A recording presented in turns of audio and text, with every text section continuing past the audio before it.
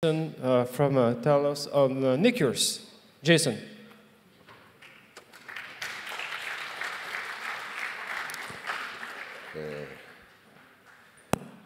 Thank you for the invitation to speak with you today. My name is Jaeson Schultz. I am a technical leader with Cisco's Talos group. Talos is responsible for security research and intelligence within Cisco. Today, I want to talk about Necurs, which is the largest botnet, the largest spam botnet in the world.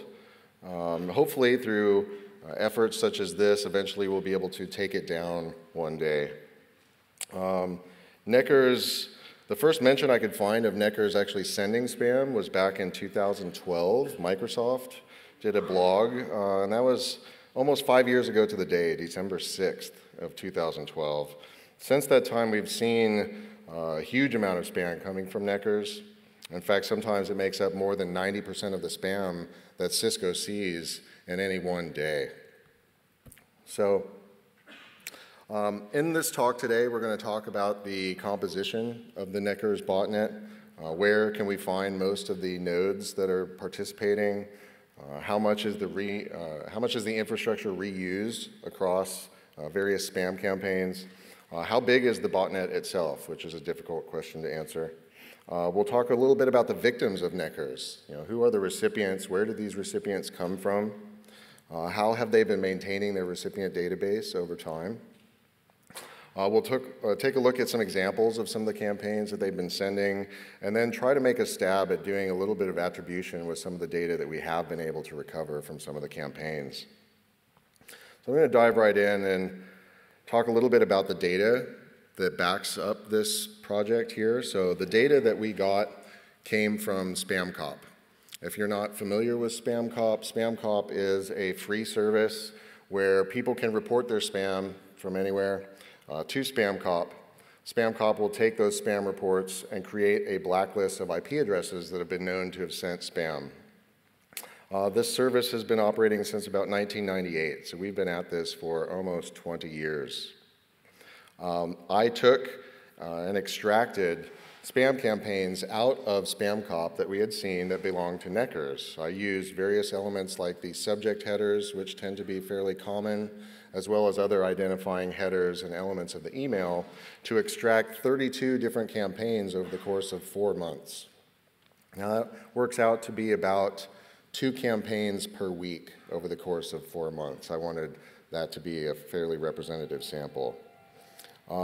In the end, we ended up with over 2.1 million spam messages as part of our set of research data, and that was sent by 1.192 million unique sending IP addresses.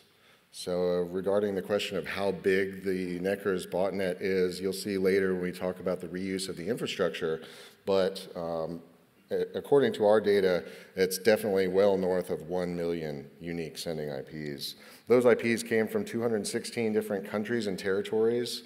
These are countries or territories with an ISO 2-letter country code.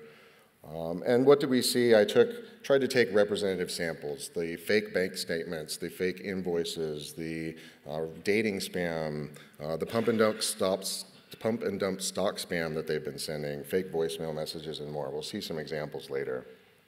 So this was the data that I started with. Now, one of the first things that you do when you're looking at this information is you want to look at the sending IP addresses.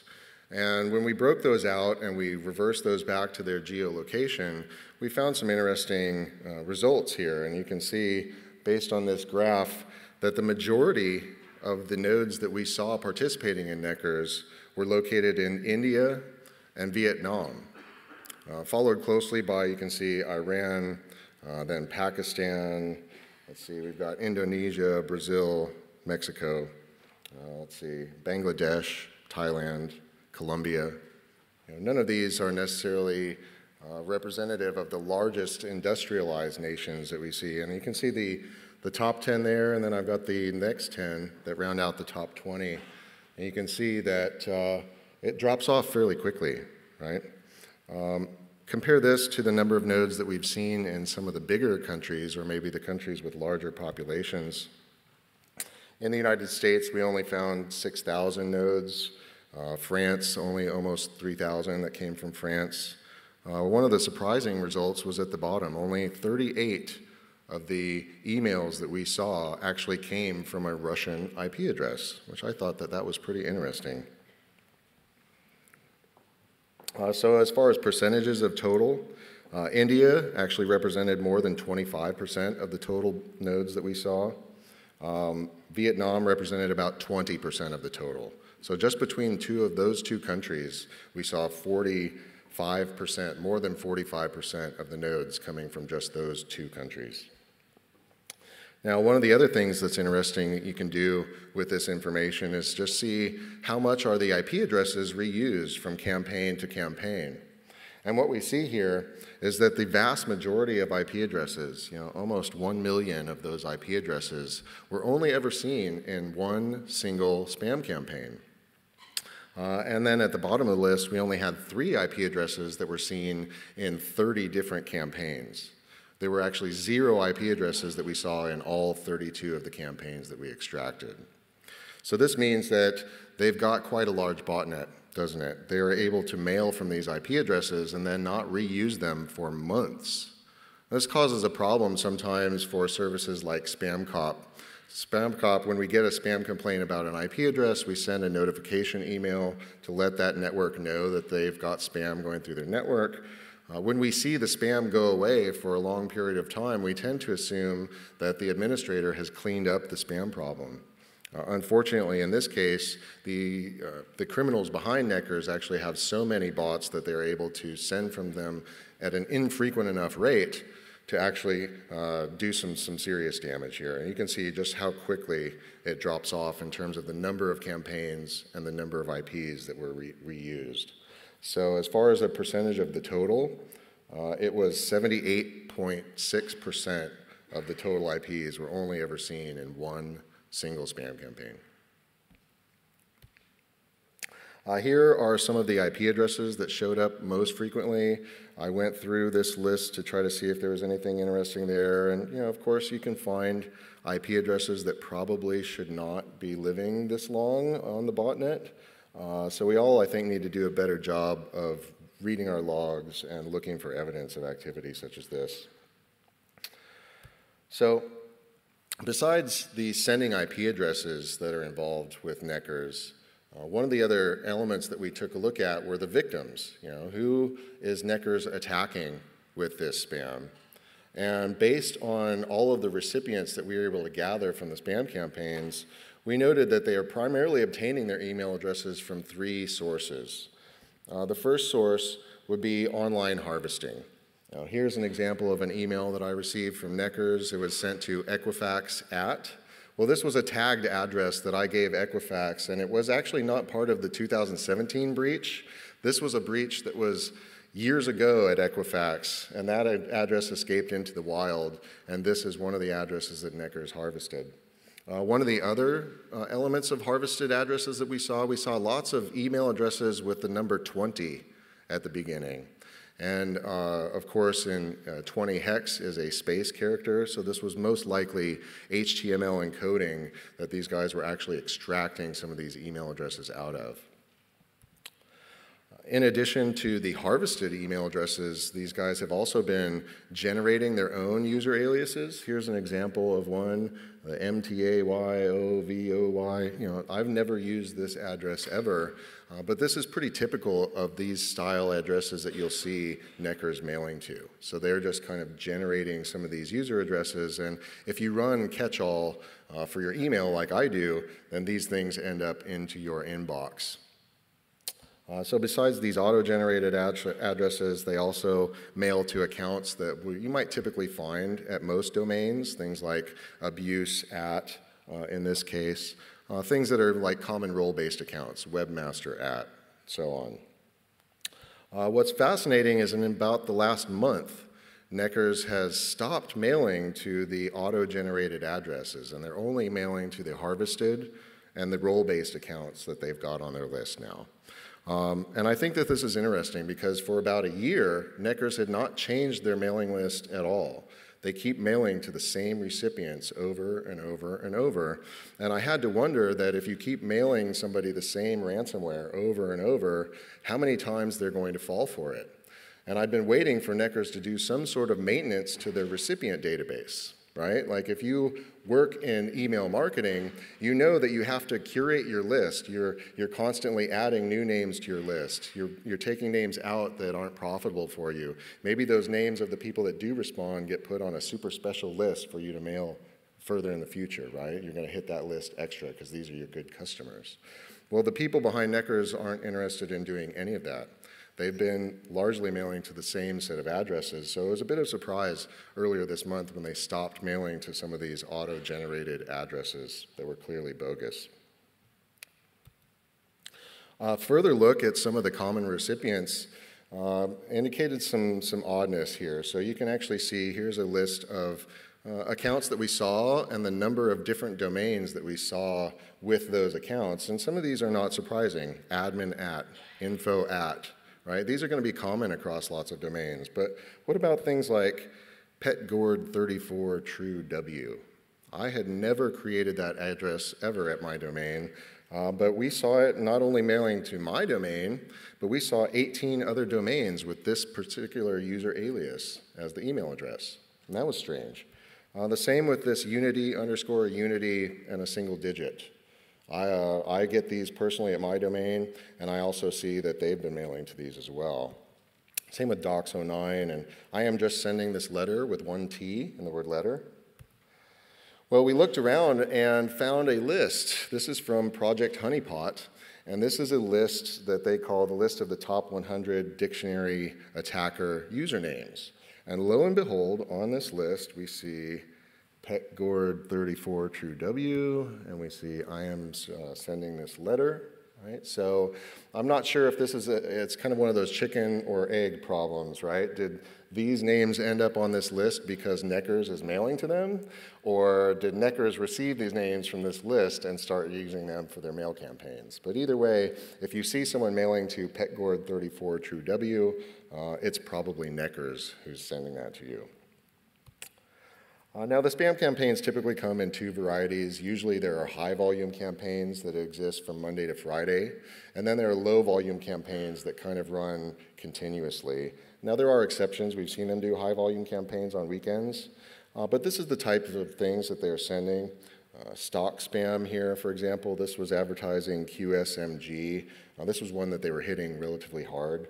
And you can actually see this was sent on April 12th. And here's what happened to the stock at QSMG. It shot up on the day after the initial run for this stock spam campaign. But if you were a long-term investor and you were holding on to your QSMG, hoping to extract some money from your investment, it's worth about, what, 2 cents now. They also do various dating campaigns. You might have seen these that take advantage of email accounts at rambler.ru. They've also been using accounts at gmx.com, and they've been known to use other free email providers in the past. It was interesting, we reached out to the CTO of Rambler because we had one of our coworkers was a contact with his on LinkedIn, and we provided evidence of the problem. And what did he say to us? He promised to block, liquidate, destroy, and send the bear on them. Maybe send the bear was some kind of weird Russian idiom that got poorly translated or something. But if you respond to these campaigns, if you actually send an email back to the email address that they're encouraging you to, you'll get signed up for a site like this Marmalades here with a free account. That's pretty much all they're doing. It's an affiliate-based model, right? Of course, Necurs is also responsible for most of the email-based ransomware that's going around these days, and this is typical of the ransomware campaigns that they send.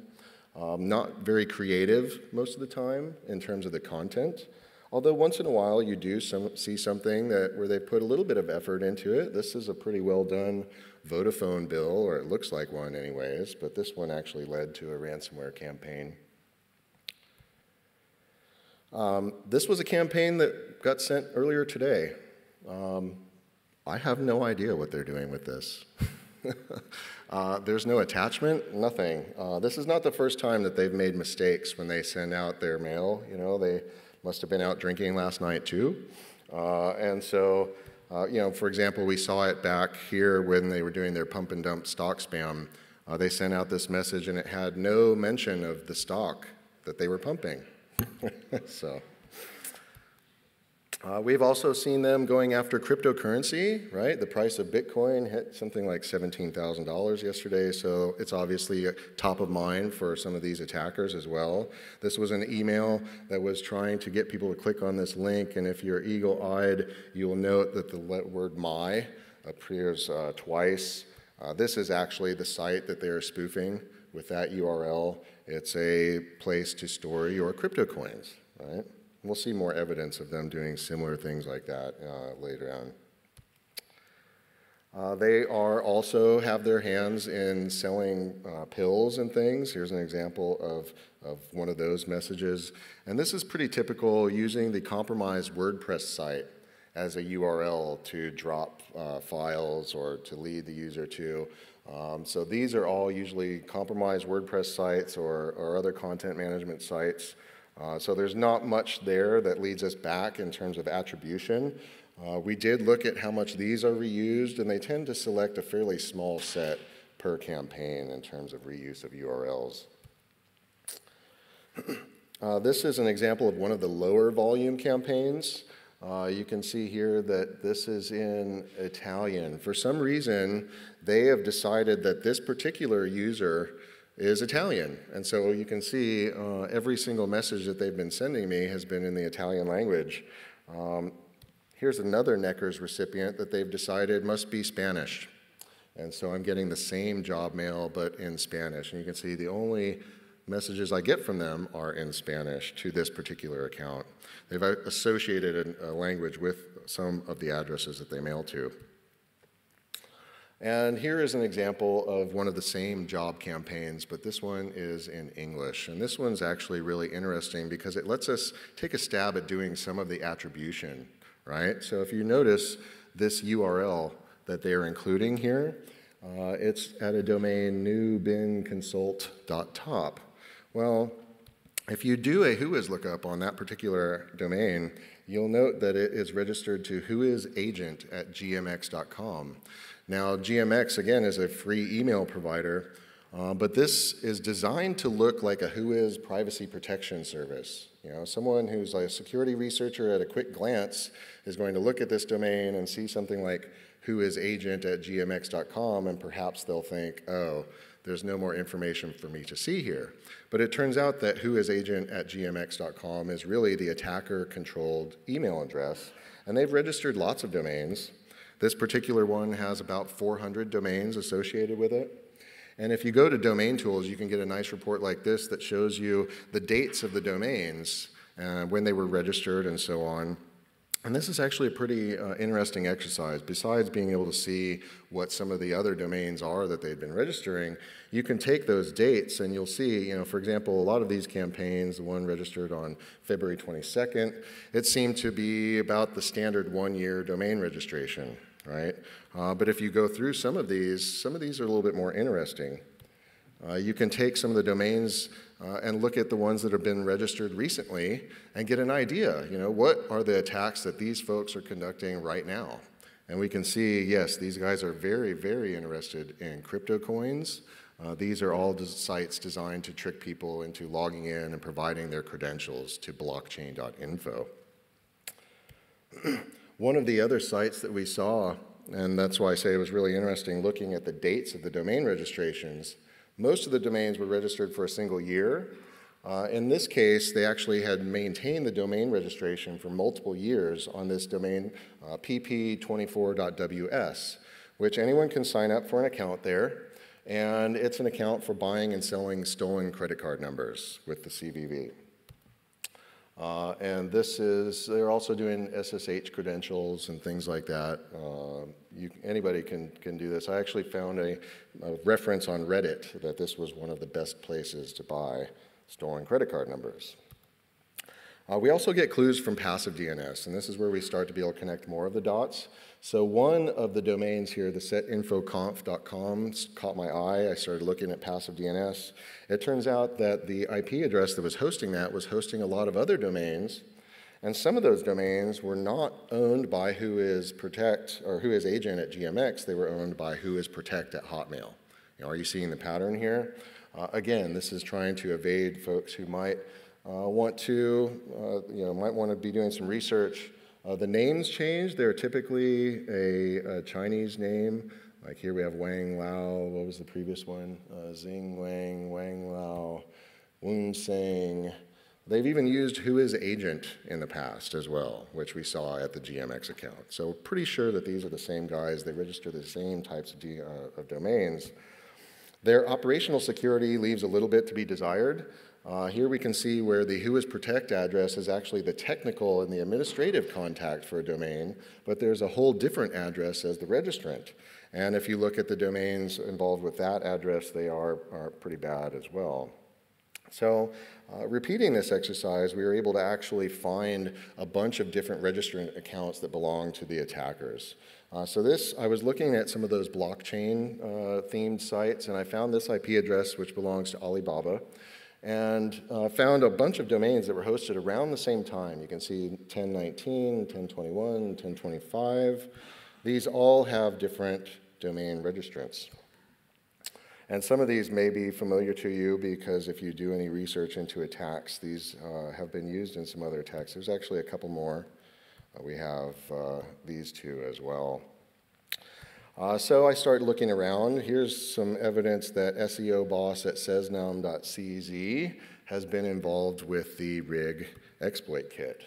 And you can see that paultruce.gdn domain is located here. Gallicole at mail.com, similar. Locky, they're involved with Locky. There's the whois information for that domain. XLBS, also similarly up to no good. And Jiam Cho, 1955, again, some of these domains, the more you look, the more malicious activity that you can uncover. What was great about this was they were all hosted on the same IP around the same time. We reached out to Alibaba Cloud, and they were able to tell us that a single cloud instance was in control of that IP address for the entire 10-day period at the end of October. And so what we were able to do was essentially tie together various different domain registrations basically to the same group. We've also been able to establish the Hotmail account, whoisprotect at Hotmail. We were able to find some information out about who had been logging into that account, and it turns out that they were logging in from a VPS machine based in Russia. Okay, so attribution is hard, and we're going to keep digging on this. You can probably find even more if you dig into some of these addresses here. But this is the types of things that we're doing to try to combat Necurs from inside of Talos. So hopefully this has been enjoyable for you. I'm running near the end of my time, so I'm going to leave you with a bit of my contact information. If you have any questions, feel free to reach out. Thank you for your time.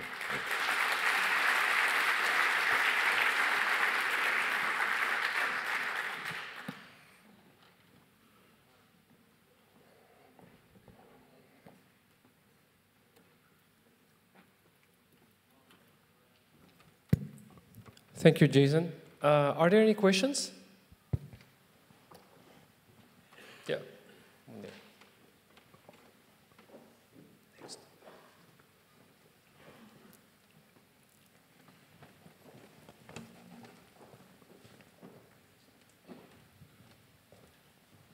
Hey, thank you for the presentation. I got two questions. First one, can you share from your experience what's the ratio between malicious payloads and other scams conducted by Necurs? Second of all, it seems to be like mostly service. Like all the infrastructures that you've seen are owned by someone else. Are some of the operations belonging to the Necurs operators themselves, like boutique operations that they use the network for? Okay, yeah, good questions. So the ratio of malicious content to non-malicious content, I would say is somewhere probably 80-20 or 90-10. They send far more malicious content, and I believe that's probably because they make more money on ransomware than they do on things like affiliate campaigns, where they're just sending, dating spam or trying to get people to buy pills or something like this. And your other question was about the infrastructure. How much of that infrastructure belongs to the Necurs attackers themselves?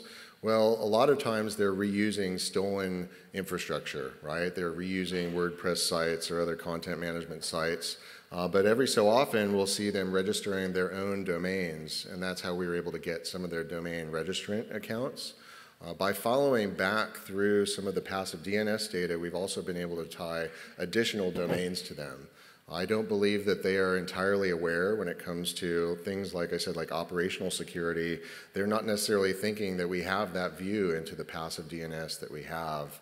Otherwise, they would probably be doing a better job of hosting things in different places. They would certainly do a better job of making the registrations private, like using a real WHOIS privacy protection service. But it seems that maybe no one's come after them seriously, or maybe they're in a place where no one will. And so they just maybe don't care. Right? Good question. Thank you. Thanks. We have another question just downstairs here. Hi. You've mentioned that a single IP address would be used in only one campaign, or likely. Have you seen, how much of IPv6 adoption have you seen in that case? I haven't seen much out of IPv6 yet. As a general amount that we see maybe less than 0.5% of the traffic that we see coming into SpamCop is sent from IPv6 directly. Most people who send email will use things like V6 to V4 gateways and the like. But occasionally we do see a piece of mail that's sent through IPv6, and it's on the order of less than 10, in several months. So, yeah. Thank you. One more question. Thanks for the talk. Have you seen Necurs botnet becoming inactive for certain periods, and what's the longest period you've seen it become inactive? Yes. So about a year ago at Christmas, it kind of went silent, or at least the high volume campaigns went silent. They were still sending those low volume continuous campaigns. It's almost, I feel like it's a setting that they turned on and kind of walk away, and it just keeps going. And I think they're doing that to try to take two different approaches, right? The stealth approach and then the bombing approach. But I've actually seen them take breaks of up to a few months. Some of the breaks have coincided with holiday periods out of the Russia-Ukraine area. But again, attribution is hard, who knows. They tend to send at all different times of day.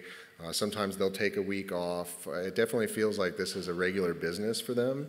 I strongly suspect that after the arrests in Russia, it was in May of 2015, there was some arrests related to the Lurk banking Trojan. And right after that, we saw several high-profile threats, including Necurs, drop offline. And the way that it's been managed since that time, not changing the recipient addresses, screwing up and just not even putting the attachment in there, these are all things that never really used to happen that much. And since then, they have been. So it almost feels like the guys who went to jail kind of gave their keys to the botnet to maybe one of their friends who has no clue what to do with it, and they're just trying to keep it going, right? But I do feel like there's a connection there, simply because of some of those activities, right? Shutting down right after the arrests and so on. Thanks. Thank you, Jaeson. Thanks.